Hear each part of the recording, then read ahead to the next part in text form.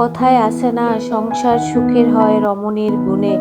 একজন রমণী পারে সংসারটাকে সুখ স্বাচ্ছন্দ্যে ভালোবাসায় ভরিয়ে দিতে, আবার একজন রমণী পারে সংসারটাকে দুঃখের সাগরে ভাসিয়ে দিতে। আমরা যারা নিম্নবিত্ত মধ্যবিত্ত আছি, তারা যদি একটু হিসাব কষে সংসার চালায়, তাহলে দেখা যায় চাইলেই আমরা সংসারটাকে সুন্দরভাবে সচ্ছলভাবে চালাতে পারি। আসসালামু আলাইকুম, কেমন আছেন সবাই? আশা করি আপনারা সবাই ভালো আছেন, সুস্থ আছেন, নিরাপদে আছেন। আমিও আলহামদুলিল্লাহ আল্লাহর অশেষ মেহেরবানিতে আমার পরিবারের সবাইকে নিয়ে ভালো আছি। নতুন দিনে নতুন আরেকটি ভিডিও নিয়ে চলে আসলাম আপনাদের মাঝে। আশা করি আজকের ভিডিওটি আপনাদের কাছে ভালো লাগবে। আজকের ভিডিওটি আমি শেয়ার করব আপনাদের সাথে। আপনাদের ভাইয়ে আমাকে 1 মাসের বাজার এনে দেয়, সেই বাজার আমি কিভাবে 2 মাসেরও বেশি সময় চালিয়ে থাকি। ভিডিওর প্রথমে আপনারা দেখেছেন কিছু বাজার আপনাদের সাথে শেয়ার করেছি। এই বাজারগুলো কিন্তু আমি একটু বেশি করে আনিয়েছি, কেননা ইদানিং সব কিছুর দাম বাড়তি, প্রতিদিনেই সব কিছুর দাম বাড়তেছে। এর জন্য ভাবলাম এই সমস্ত বাজারগুলো একটু বেশি করে এনে রাখি, তাহলে দেখা যায় 3-4 মাস চালাতে পারবো। আমার 1 মাসে 2-2.5 কেজি পেঁয়াজ যায়। এর জন্য 5 কেজি পেঁয়াজ এনে নিয়েছি, কেননা 2 মাসের বেশি যেন চলে যায়। দেখেন পেঁয়াজগুলো আপনাদের ভাই একদম বেছে বেছে এনেছে। কিছু পেঁয়াজ আমি বেছে আলাদা করে রেখেছি, কেননা প্রচুর বৃষ্টি হচ্ছে। স্যাঁতস্যাঁতে অবস্থায় একটু দাগ পড়া পেঁয়াজ থাকলে সেগুলো নষ্ট হয়ে যাবে। তারপরে এই যে আলু এনেছে 5 কেজি। এই আলুগুলো কিন্তু আমার 2 মাসের বেশি সময় চলে যাবে। আর আমরা যখন একটু সব কিছুর দাম বেশি থাকে, তখন আমি একটু হিসেব করে ব্যবহার করি। যেরকম পেঁয়াজের দাম বা যে সমস্ত সবজির দাম বা তেলের দাম যখন একটু বেশি থাকে, ইদানিং কিন্তু ডালের দামটাও বেড়ে গিয়েছে। কেজি প্রতি 40 টাকা 45 টাকা ডালের দাম বেড়ে গিয়েছে। এখন দেখা যায় ডালটা একটু অল্প অল্প করে পাতলা ডাল রান্না করার চেষ্টা করব, তাহলে দেখা যায় ডালের খরচটা কম হবে। আবার পেঁয়াজ দামও বেড়ে গিয়েছে। পেঁয়াজটা আগে যেইখানে 4-5টা ব্যবহার করতাম, সেইখানে এখন একটু কমিয়ে আনার চেষ্টা করব। এইভাবেই যদি আমরা গৃহিণীরা সংসারে হিসাব করে চলি, তাহলে দেখা যায় এই দ্রব্যমূল্যের ঊর্ধ্বগতিতেও কিন্তু আমরা এই সংসারটাকে সচ্ছলভাবে ভালোভাবে চালিয়ে নিতে পারি। এর নামই হচ্ছে গৃহিণী। এই বর্ষার সিজনে কিন্তু কাঁচা মরিচের প্রচুর দাম থাকে। আমি কিন্তু আগেই কিন্তু কাঁচা মরিচ ডিপ ফ্রিজে ফ্রোজন করে রেখে দিয়েছি।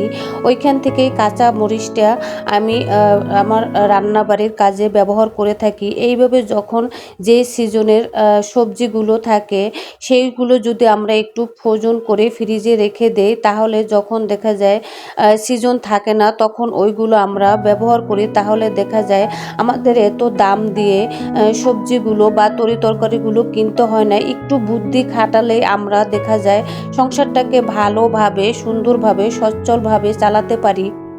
তারপরে আপনারা যে ফলটি দেখতেছেন, বলুন তো এই ফলটির নাম কি? আর আপনারা কে কে এই ফলটি খেতে পছন্দ করেন অবশ্যই কিন্তু কমেন্টে জানাবেন।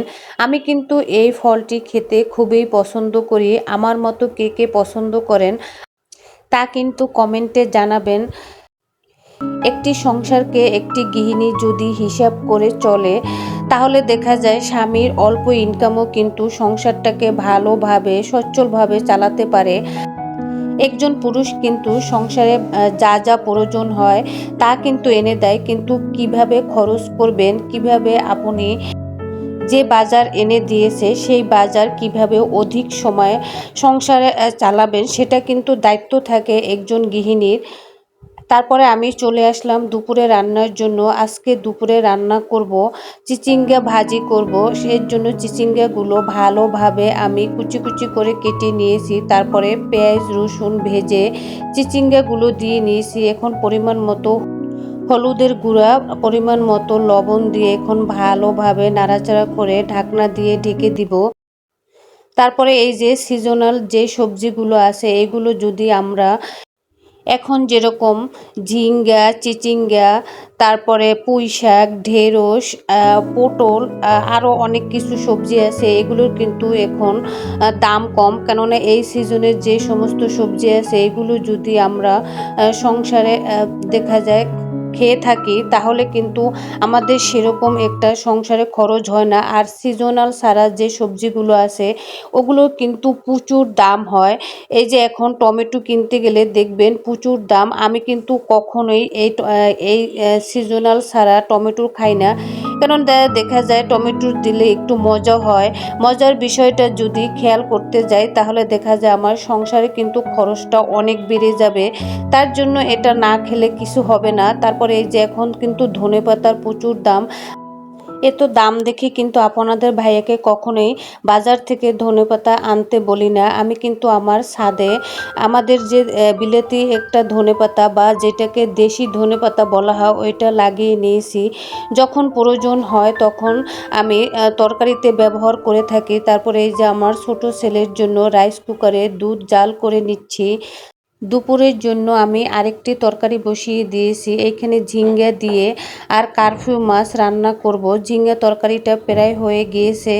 এখন আমি আলাদা কিন্তু অফ ক্যামেরায় কারফিউ মাছটা ভেজে রেখে দিয়েছি, সেটা এখন তরকারিতে দিয়ে দিব। তারপরে কিন্তু আমি নামিয়ে ফেলবো।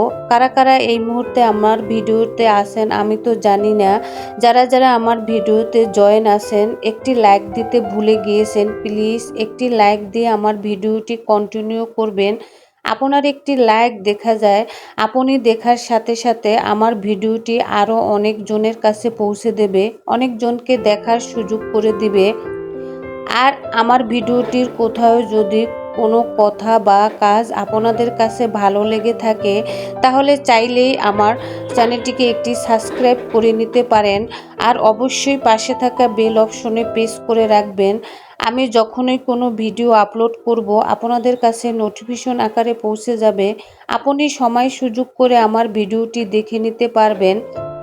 যারা অলরেডি এই কাজটি করে নিয়েছেন তাদেরকে জানাই অসংখ্য অসংখ্য ধন্যবাদ। তারপরে এই যে দেখেন আমার ফ্রিজে ৪-৫টার মতো ঢেঁড়স ছিল, এই ঢেঁড়সটা কিন্তু আমি ফেলে দেই নেই, এটাও কিন্তু একটা তরকারি হিসেবে কাজে লাগিয়ে নিয়েছি। তারপরে দুটার মতো আলু ছোট ছোট ফাইল করে কেটে দিয়েছি, এটা দিয়েও কিন্তু আমি একটা তরকারি বানিয়ে নিব। এইভাবেই যদি আমরা গৃহিণীরা একটু বুদ্ধি খাটিয়ে সংসার চালিয়ে থাকি তাহলে দেখা যায় আমরা কিন্তু সংসারটাকে অনেকাংশেই কিন্তু খরচ থেকে বাঁচাতে পারি আর সংসারটাকে সুন্দরভাবে চালাতে পারি। আজকে এই পর্যন্তই, আবার নতুন কোনো ভিডিও নিয়ে চলে আসবো আপনাদের মাঝে। এই পর্যন্ত আপনারা সবাই ভালো থাকবেন, সুস্থ থাকবেন, আমার পরিবারের পাশে থাকবেন আর আমার জন্য দোয়া করবেন আমাকে যেন আল্লাহ তাআলা ভালো রাখে, সুস্থ রাখে। আল্লাহ হাফেজ।